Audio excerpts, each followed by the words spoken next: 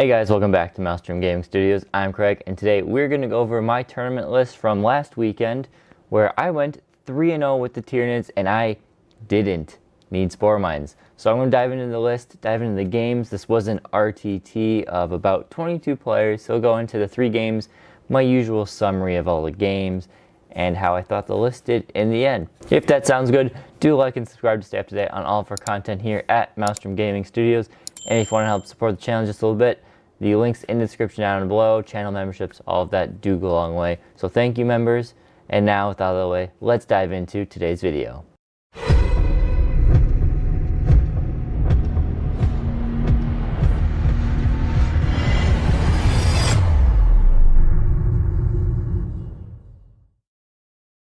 Alright, so like I said, this is my tournament list from my most recent RTT.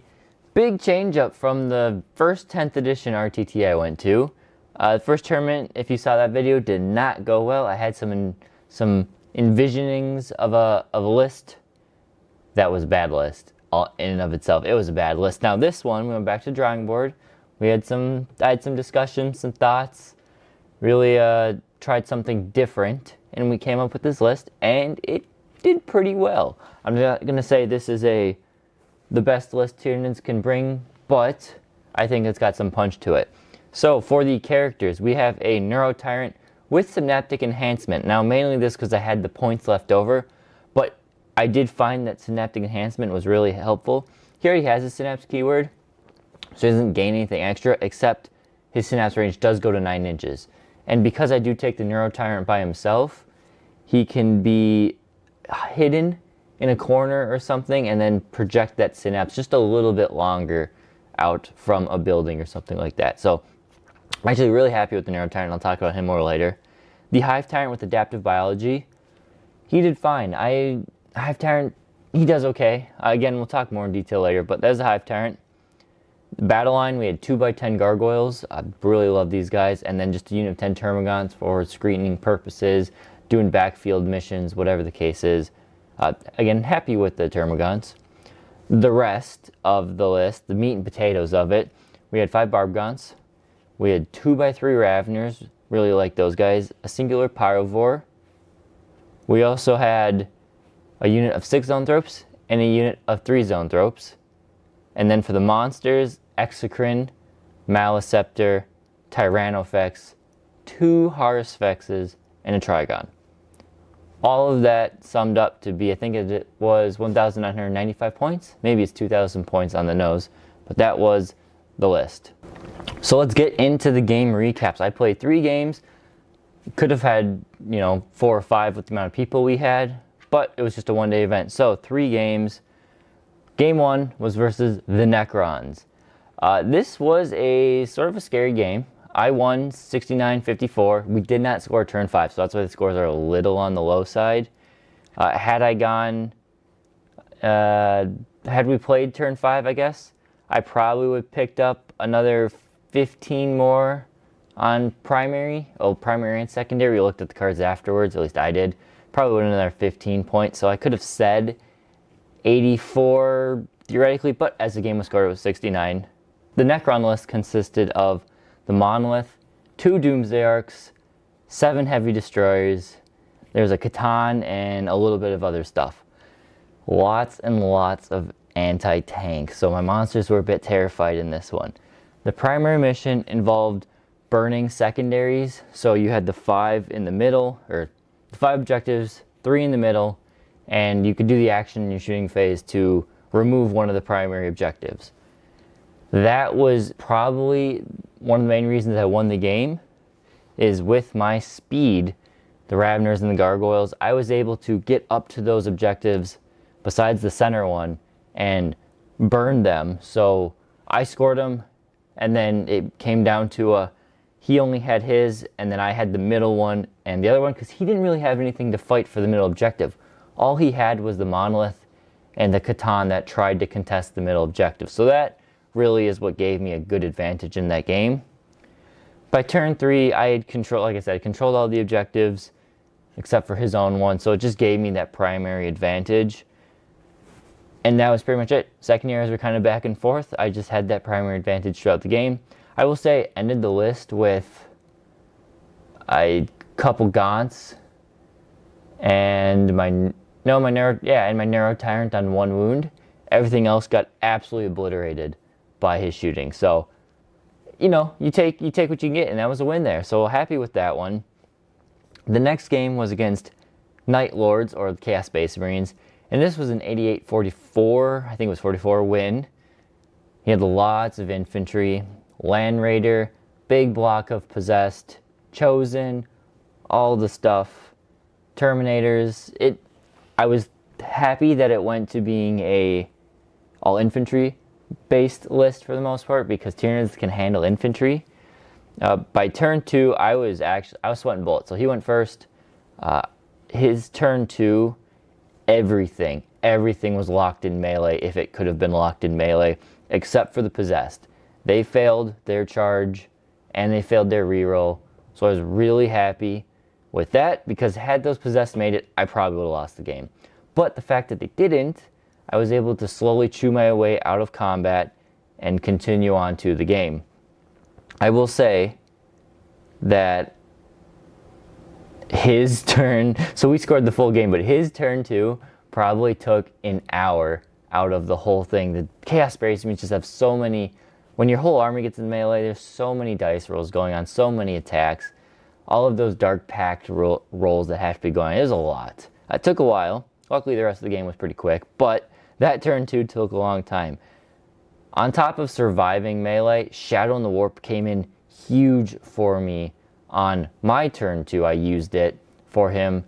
Denied him one, or allowed me to score an extra primary point, or 5 extra primary points, but mainly I turned off a lot of his strat abilities, and with that gave me the opportunity to put the hurt on him without him being able to use a lot of his defensive strats. I know a lot of people say use Shadow in the Warp on your turn or on their turn later for extra scoring. I could have saved it later, but that was the perfect timing, and it really did spiral the game out of control from there. So happy with that one. It looked like it was going to be rough shape for me, but it ended up being a good clobbering. He just didn't have the punch to go through as many monsters as I had, and that was as simple as that, really. Then we get into game 3. It was against Space Marines, Space Wolves. If you've been a regular watcher of the channel, it's the same Space Wolf guy that I've been playing a lot. So I haven't played him in 10th edition. Haven't played against Space Marines in 10th edition. So it was a new go for me, but I had a general idea of how he wanted to play things. He was a very melee-centric army. Oh, I should say, it was only a 42-27 win. Super low scoring. The primary objective was one where you just remove the no man's land objective, and then you score less points for holding your home objective and more points for holding your opponent's deployment zone objective. So primary was low on this one. I think most of my points were in secondaries, but we also didn't score turn 5 because we ran out of time.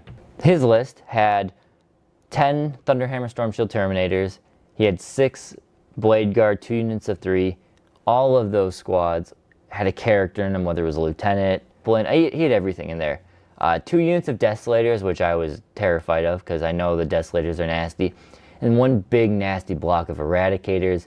These guys had the Chapter Master, and they had the Biologist, the new guy from Leviathan box that gives the Eradicators lethal hits, which is terrifying. 2 of the monsters carried this game for me. That would be the Trigon rapid ingressing into his backfield and just murdering a bunch of the Desolators. So that was great. And then scoring me some extra primary for sitting on his back objective. That is exactly what you want to see your Trigon doing. So happy there. Also the Exocrine. Exocrine went on an absolute rampage. He didn't do a ton throughout the first 2 games, but in this game he made up for everything, man.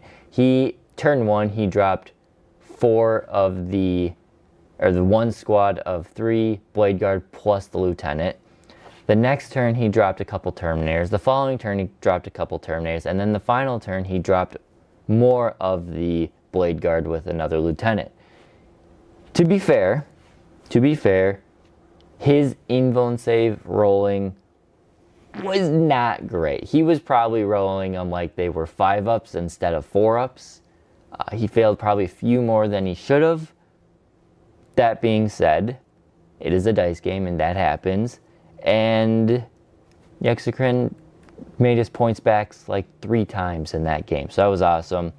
Shadow in the Warp was huge this game. I probably would have lost it if it wasn't for Shadow in the Warp. Had we played out turn 5, it looked like I would have gotten extra 10, 15 points between primary and secondary, and he would have gotten extra 5, 10 points between primary and secondary. So still a low scoring game, but that was the nature of the mission. If you looked at all of the tournament scores, unless it was an absolute blowout, most of the scores were lower than that on this mission. I can't remember the name of it, but if you know in the comments, you can say it. I'll find it later or something. But yeah, so that's that one. It's still a good game. Yeah, he had some bad luck, but it was a good game there. So how did I think the list fare? I'll talk a little more in depth on all of the units here. Neuro Tyrant, I give it a B+. The first time I tried the Neuro Tyrant, I brought it with 22 little buddies. Didn't like that. Did not like the play. With this just running a standalone Neuro Tyrant with a 9-inch Synapse bubble, I actually loved it. Not only did it make the Shadow in the Warp useful, like it happened every single game in a key spot. Now, yes, you can't rely on it, but it was important, and Shadow in the Warp came up, and that extra -1 that the Neuro Tyrant brings is big. But his Flamer is good, and he can sit in the, not quite in the center of the board, but off to my side, center of my deployment zone. Give Synapse to things contesting the middle. And if I need to, he's decently durable in and of himself. So as a late game, move on to the center objective and try and, flame some dudes, just hold something in combat. I'm really happy for only being 115 points with the enhancement. I like that in the list. And then we had the Hive Tyrant. Now, the Hive Tyrant is something I will say, it's a mixed bag for me. In terms of damage output, I don't like him. His sword and heavy venom cannon are just not good. I mean, they're fine. They're fine, but they can't touch tank these days. Even with twin linked on the Lash Whip Bone Sword, they don't do the damage to a tank that they used to. And against infantry, yes, he can kill infantry, but everything in the Tyranid Codex can kill the infantry. Where he does come into play is making things assault. That did come into play a few times, especially with Tyranno effects. But most importantly is the free strat every single turn. Not just my turn, but your opponent's turn too. That it's basically 12 free CP a turn in a way, or a game if you look at it. That is a huge, huge benefit. So for that reason alone, I think the Hive Tyrant is worth it. If you can maximize that. For me, it's either a free Feel No Pain every turn or a free Overwatch. And those are probably, when you're bringing in Acid Spray Tyranno effects, between Feel No Pain and Overwatch, your 2 most important strats, in my opinion. There are other ones that are good, but those ones, I think they make the Hive Tyrant worth it. Battle Line, the 2x10 Gargoyles, loved them. Typically, I played one on the board, one in Deep Strike, so the one could go towards the flank No Man's Land objective that I was going to target for the game.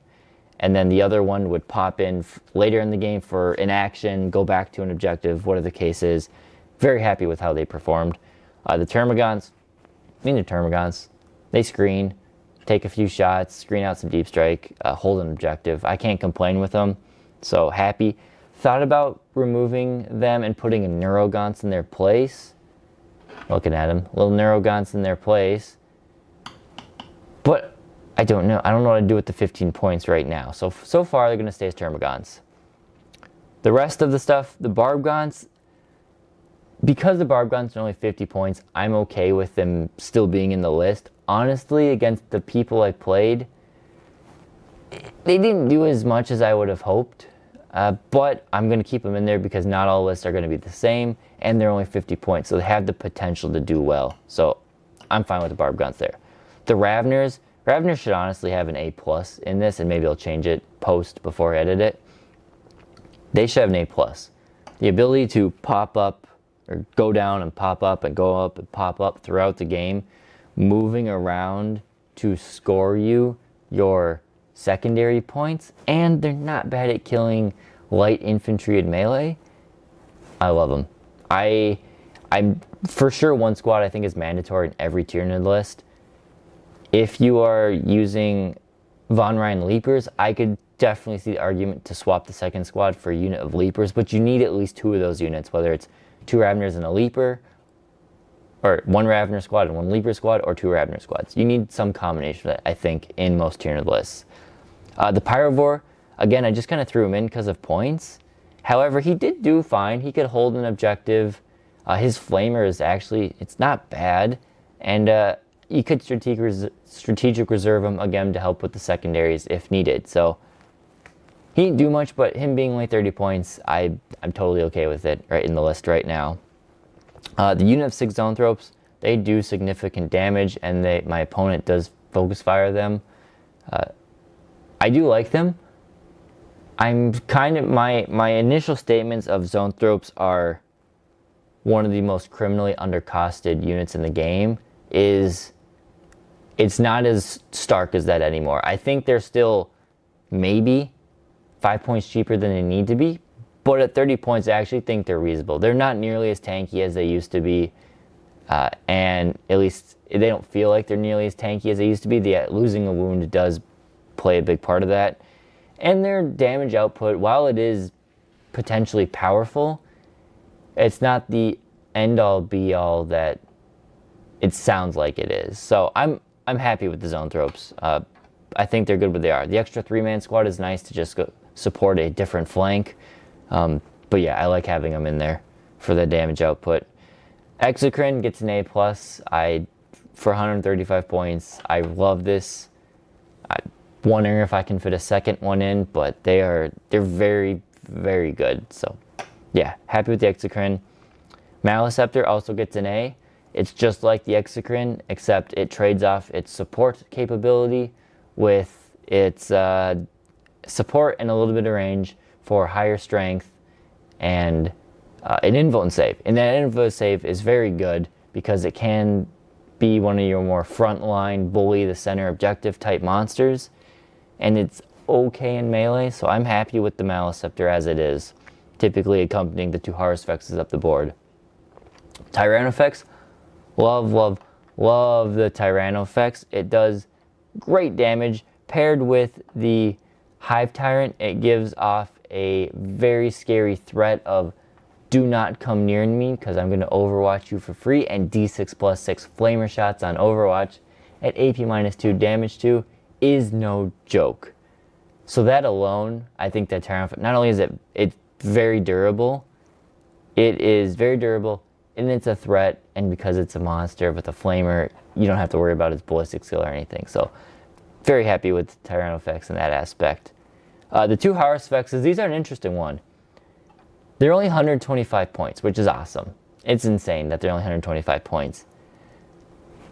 They didn't do a ton in my games. They didn't make it to combat in the Necron game. In the Chaos Space Marine game, they did do some good damage. I won't argue there. They did do significant damage. In the Space Wolf game, they didn't really do anything. They just died. I think between the 2 of them, I killed 1 Terminator with them. So I can't complain with them. They're only 125 points, and they are a insane distraction Carnifex. So I loved them there. And then finally, the Trigon, I give it a B. The rapid ingress mind games that thing can play is top notch. However, it is kind of squishy.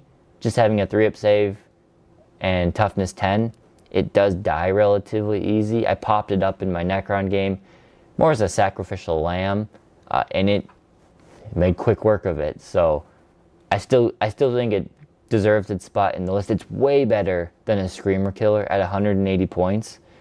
All the more reason why I think Screamer Killers should be like 20-30 points cheaper, because I would take a Trigon at 180 points over a Screamer Killer any day of the week. So I am really happy with the list. And then just a few other conclusions to draw from this. So yes, I had much more fun this tournament than last time. Obviously, I won all my games compared to getting absolutely curb stomped in 2 of them and then barely squeaking out a win in the 3rd. I did take my time to go back to the drawing board. I did enjoy this Monster Mash. I do want to try a Horde list eventually. However, I want to paint up my Neurogons and my Termagants. I already have, but I want more Termagants on the channel first, and then I'll try it out. This list is not perfect, and I think Imperial Knights and Eldari, especially the heavy anti-tank Eldari, would still have a field day tabling this list, no problem. So don't take this as it's going to win all of your games against every opponent. It does require some tactical play to make it work, but it has the tools to work. It just, you got to be able to use them, and certain armies right now just going to blow away. I would say it's not an argue with the Tyranids, it's more of an argue with the other armies that'll just blow them away, specifically Eldari. This is going to be a hot take. Shadow in the Warp is good. I like it. As a faction special rule, yes, it is no Thousand Suns special rule, or it is no Eldari special rule. Well, our Eldari aren't even that amazing, but it's still good. But it is a good special rule when paired with the Neurotyrant. I'm going to say that. When paired with the Neurotyrant, it is a good special rule. Yes, you can't rely on it, but I yet to have a game where it doesn't affect and cause some positive momentum spin in my direction. Just the ability to potentially ruin your opponent's primary scoring for a turn, or maybe you ruin your opponent's secondary, or you benefit your... It all can be good. Yes, it's not reliable, but when you're rolling it on the whole army, something is bound to fail, especially at a -1. So this is my hot take. Shadow of the Warp is good. We did the live stream on Saturday, and most people disagreed with me, but I'm sticking by it that I think it is good.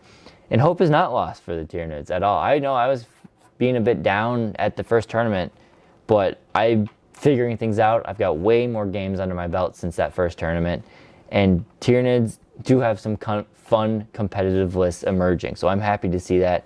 Biovores I don't think are mandatory.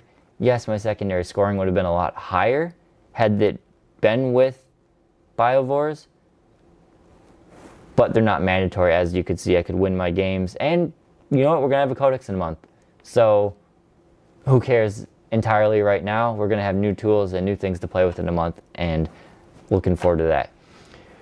Whew, so that was everything. So that's what I got. Hopefully you guys could take something positive out of this, see what I used in my list, and maybe take them, use the list. If you've got the models, use the list and see how it goes. I really enjoyed it. Or take aspects from it that I have learned and hopefully pass on to you guys. Hopefully let Tyranids learn from that. So that is all I've got. Thank you guys for watching. Thank you, members, and we'll see you next time here at Maelstrom Gaming Studios.